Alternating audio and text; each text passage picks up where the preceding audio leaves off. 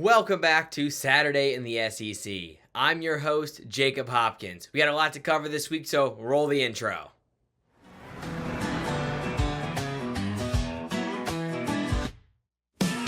Big night, bright lights, dogfight, bragging rights, underdogs, comebacks, armchair quarterbacks. Make the snap, make the play, make the catch, make him pay. Dedication, legacies, rivalries, dynasties. Rammer, jammer, roll tide, hook 'em horns, Texas fight, anchor down, go. Vandy, thumbs up, gig and Maggie's, Auburn Tigers, War Eagle, hotty toddy with the Rebels, Boomer Sooner, call the Hogs, tween the hedges, go Dogs, Wildcats, Big Blue, Tigers prowling, Wazoo, Hail State, Bulldogs, Rocky Top, go Vols, Gators shop in the swamp, Carolina, go Cox, Death Valley, LSU, Tigers loose in Baton Rouge. Right here, right now is the place to be. Get your game face on. It's Saturday in the SEC.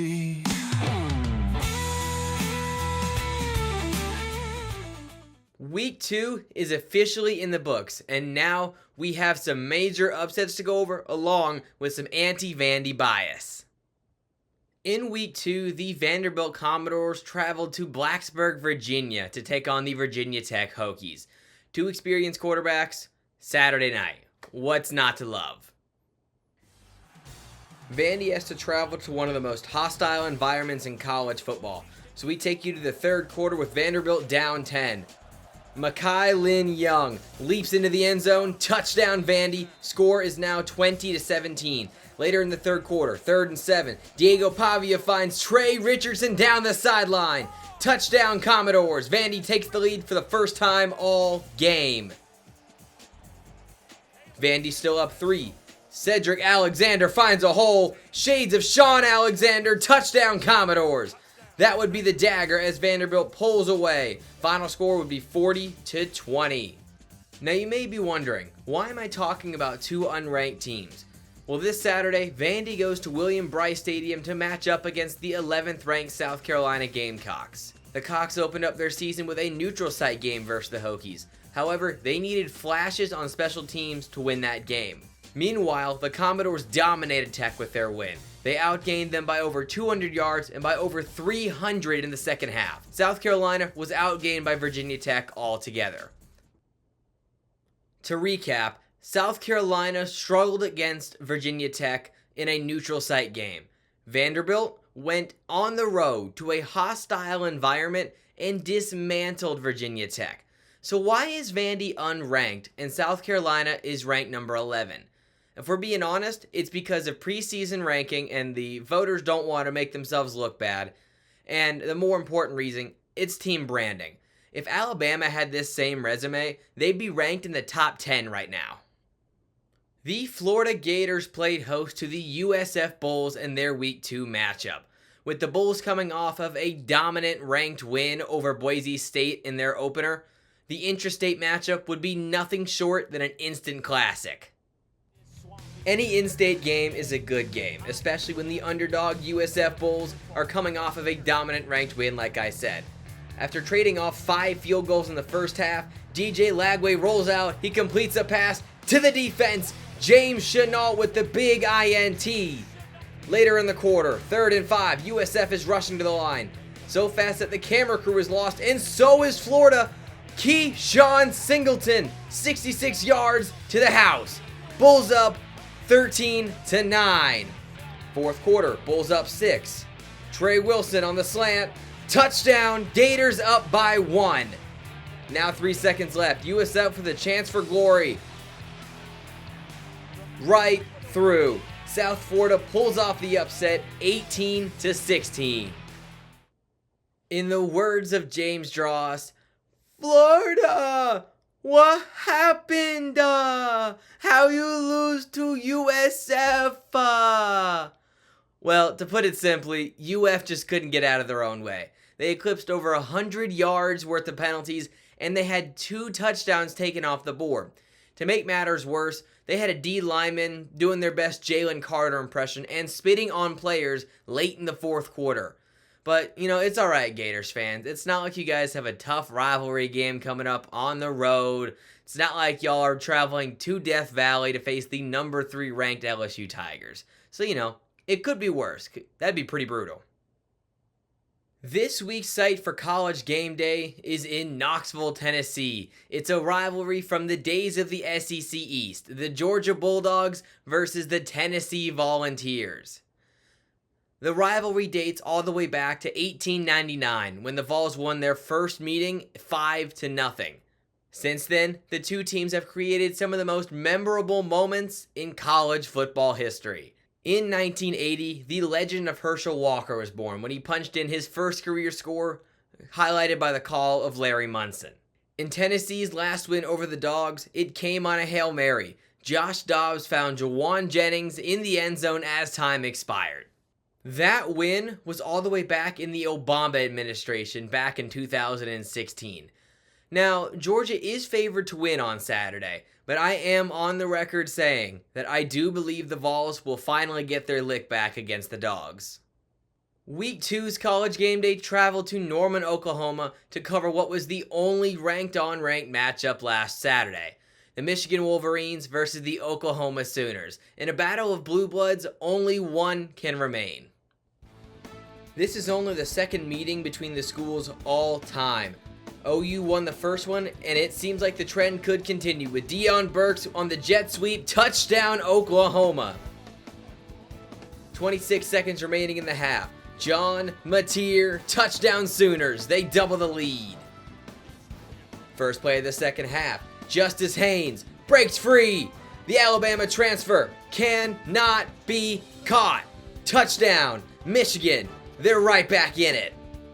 Later in the quarter, OU driving. John Mateer.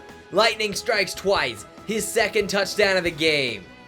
And that lead would hold as the Sooners would go on to win 24-13. Michigan never led, and the stat sheet shows. The Wolverines converted only 3 third downs all game. When you take out their one long touchdown run, Sooner Nation almost doubles them in yardage.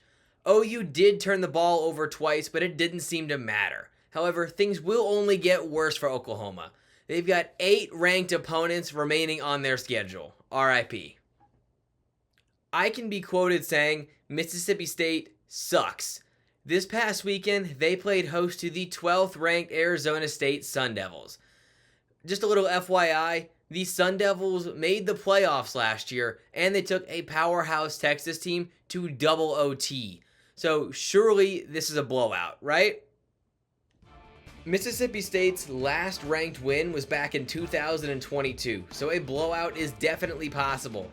But a minute into the game, Blake Shapen finds Anthony Evans for a 48-yard strike. Touchdown, Bulldogs, 7-0. Next quarter, Blake Shapen connects with the fastest man in college football, Brennan Thompson. The Bulldogs are barking early. Now in the third, Arizona State finally has life. It's the Army transfer, Kanye Udo. Touchdown, Sun Devils. Sun Devils down by 7. On to the fourth down. The play fake, Sam Levitt finds Jordan Tyson. He's in, touchdown. We are knotted up at 17. The Sun Devils would kick a late field goal to take the lead, but the Bulldogs are still barking. Brennan Thompson, again, 58 yards, Mississippi State back on top. And that would be the dagger as the Bulldogs pull off a huge upset, 24-20. Arizona State struggled to throw the ball against the Bulldogs. Starting quarterback Sam Levitt threw for only 82 yards and he threw 2 picks. I guess Stark Vegas was really rocking. And now time for our latest segment of What If Football. So for this week's installment, what if football made an offensive holding penalty a spot foul? In the NFL, defensive pass interference is a spot foul. Essentially, wherever the foul occurs on the field, that is where the ball is placed after the play. So instead of having a 50-yard run, come back, and it turns into a loss of 10 yards and replaying the down, maybe you bring them back to the line of scrimmage, and it's still 1st and 10. It's just a do-over. However, if a quarterback is scrambling out of the pocket and a lineman still holds and he's like 6-7 yards back, that's where we're putting the football. So that's been this week's installment of What If Football. And now time for another new segment called the Saturday in the SEC Parlay. So let's get right into it. First up, we have Tennessee coming in at plus 3.5 against Georgia. First off, if me, a Georgia fan, is telling you to take Tennessee spread, I'd highly recommend it. Georgia has looked dead on offense for the first couple games. Tennessee's defense has looked good.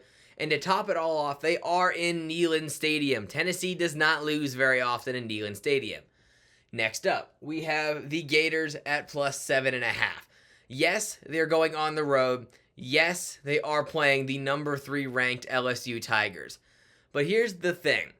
The public is all over LSU spread. Over 70% of bettors are taking LSU spread. And Vegas has to make money somehow, right? So, Gators plus 7.5.